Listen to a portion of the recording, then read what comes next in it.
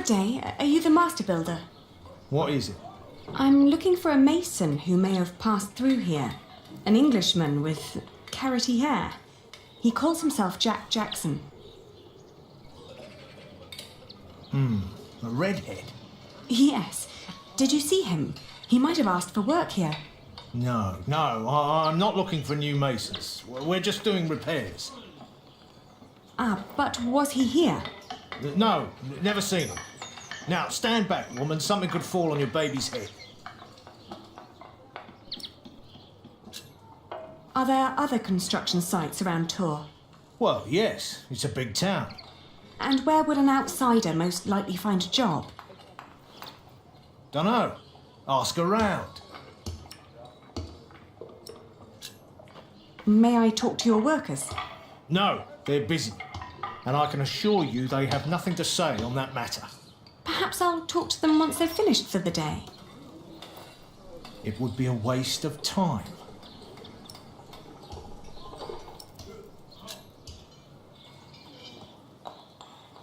You hesitated when I mentioned a redhead.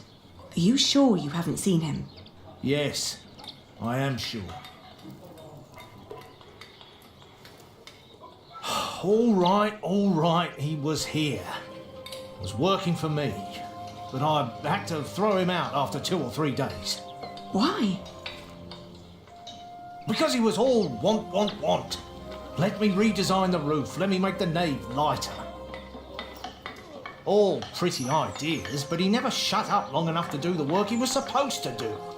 Shit, that man was almost as needy as my son when he was still a brat. He does know a lot about his craft. Well, I know masons like him. They grow up gifted, but without a mote of discipline in their guts. Can't work with someone like that. Do you know where he went next? No idea. Maybe to Limoges or Angoulême. Maybe even to La Rochelle.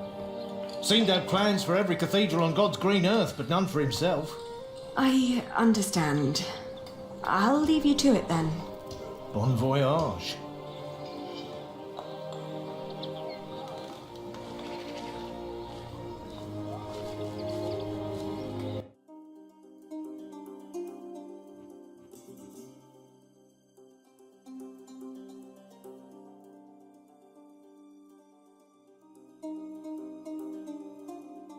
We had just left Tours when I suddenly felt dizzy. I stopped and made rest, trying to catch my breath, then lost my breakfast in a ditch at the side of the road. To my horror, our baby too had grown pale, his breath shallow like that of an old man. I tried not to panic, but the next inn was a long distance away and we couldn't stay on the road where it was wet and cold.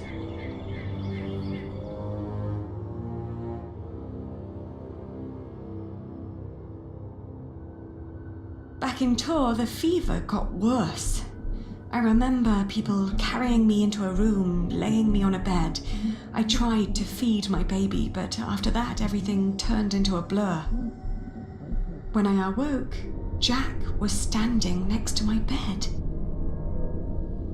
He scolded me for following him. "You know you could go anywhere you want," he whispered. "Why be stupid and follow me?" I tried to answer, but he just opened the window and jumped out, heading toward ancient Greece, or maybe all the way to Arabia. And in my feverish mind, I followed him.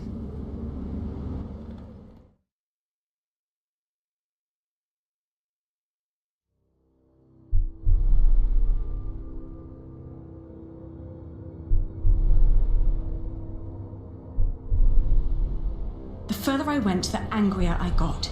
For years I'd been fighting for my family. I'd committed myself to an oath to my father. I'd built up a business to sustain it and even married a man I despised so I could create a future for the people around me. I'd known nothing but my duty to the men in my life, while the man I was trying to find lived a life of casual irresponsibility. He travelled the world on a whim to learn about mathematics and philosophy, while I had to raise the child he'd fathered. When could I ever do anything just for myself? I asked the world as I went on.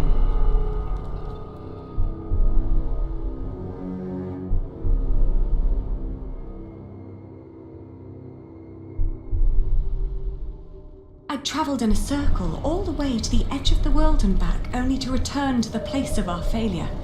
With my eyes closed, I listened to the sound of ripping yarn and crumbling walls, and of coaches carrying good people away into a cloud of crimson dust.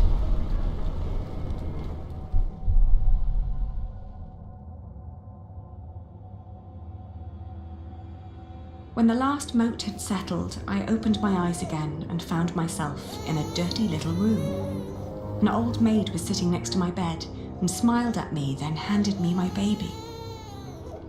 Oh, dear God, he still looked so pale.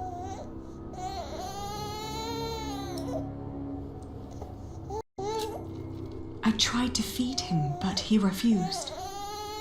Oh, please, God, let him live. Don't punish him for my own sins. I gently caressed his head until finally he put his mouth to my breast and drank more and more, becoming greedier with every swallow. We had both been spared. We rested one more day.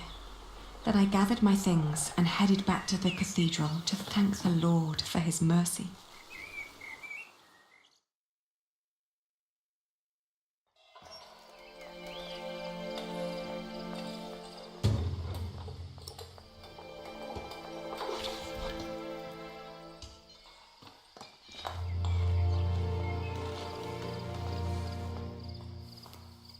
I thank you, dear Lord.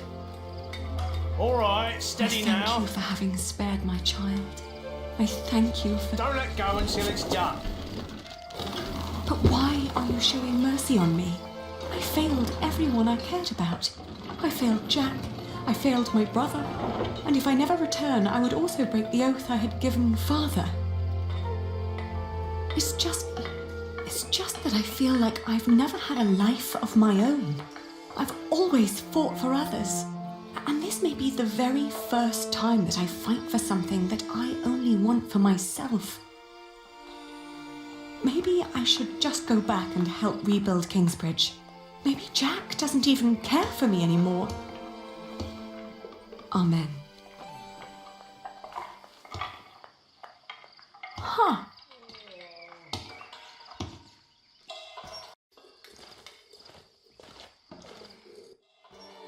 I've seen one of those before. It's amazing, isn't it?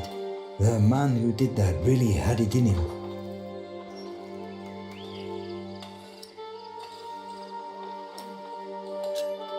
I agree. He always did. Oh, you knew Master Jacques. Yes, but it's been a while since I last saw him. It's a shame that the Master let him go. In just 1 month he did so many things. The Master Builder said he'd fired him after just 3 days. Did he? Well, maybe that's how he remembers it. The two didn't really see eye to eye, you know? To tell you the truth, everyone thinks that he feared for his own job having someone like that around. The last thing Jack did was carve that corbel. It was the one thing the Master let him do. Then when he was done, he was asked to leave.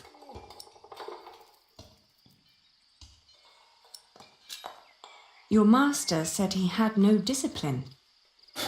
Let me tell you something. Jacques worked very hard on it. He was impatient and had a temper, but you could see that he tried to overcome it. Conquering that rock was very important to him. Oh, I understand that so well. Do you happen to know where he went next? He wanted to walk the pilgrim trail to Santiago de Compostela. The Camino? The Way of St. James? He said he might find someone there who knew his father. Just one more thing. How was he when he left? Never thought about that. Relieved, I guess. He seemed ready for something new. Thank you so much for your help.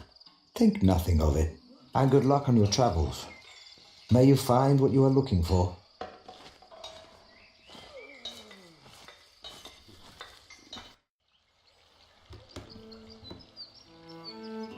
Isn't it odd?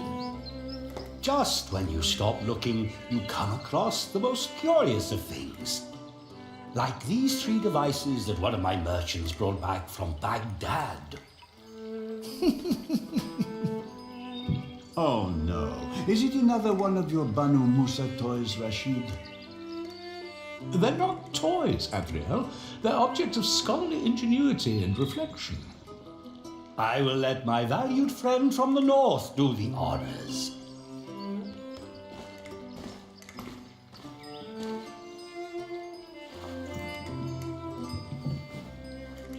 Jack, if you may.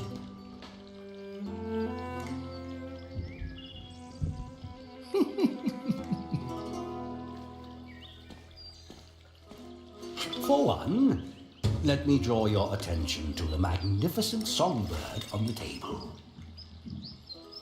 And then to that wondrous donkey next to the entrance. Although, the most astounding thing of all stands right between them. And now? Now, Jack will heat the water in the tank. That statuette. Ha ha, precisely. But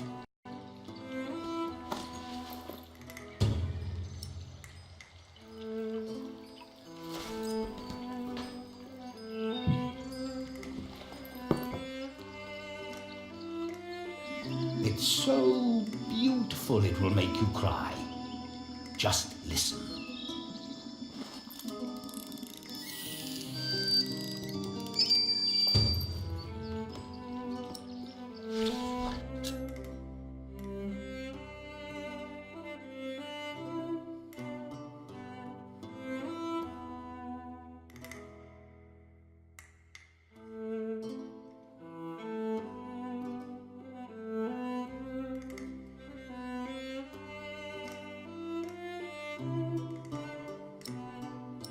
How marvelous! How does it work? Maybe it's a miracle. Right. Go on, Jack. Tell them.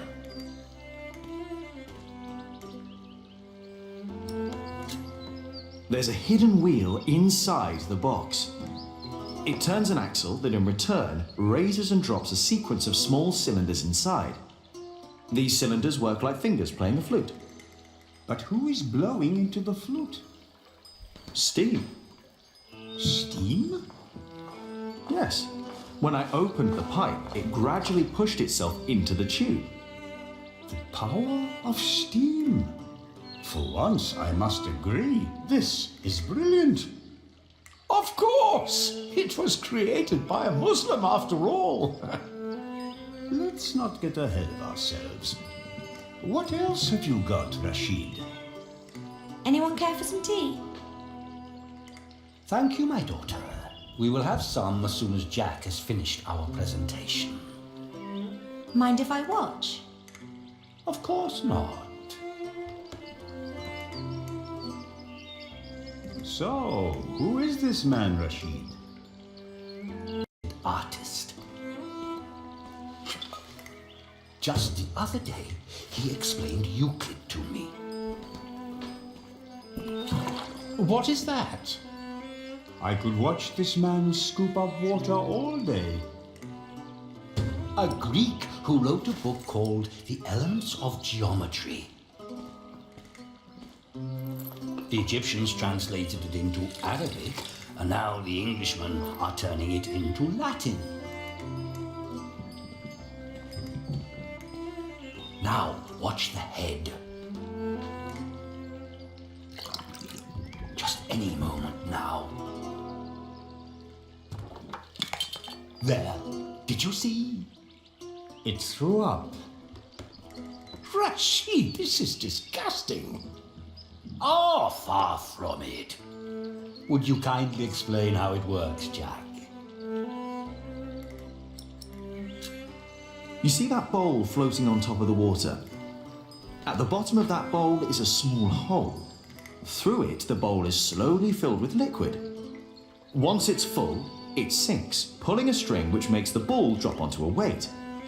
This, in return, pulls the bowl up again, emptying it in the process. thus resetting the entire mechanism. If you timed it perfectly, you could make it drop a ball at every hour. Turning it into a clock. How clever. For me, it's still nothing more than a puking donkey. Show us more, Rashid. One could join those two and build a singing donkey clock. One song after every hour. That would be pretty clever. I know, right? You could be the one to build it. Oh, that would be unfair. It's your invention. I would let you have it. Or we design it together.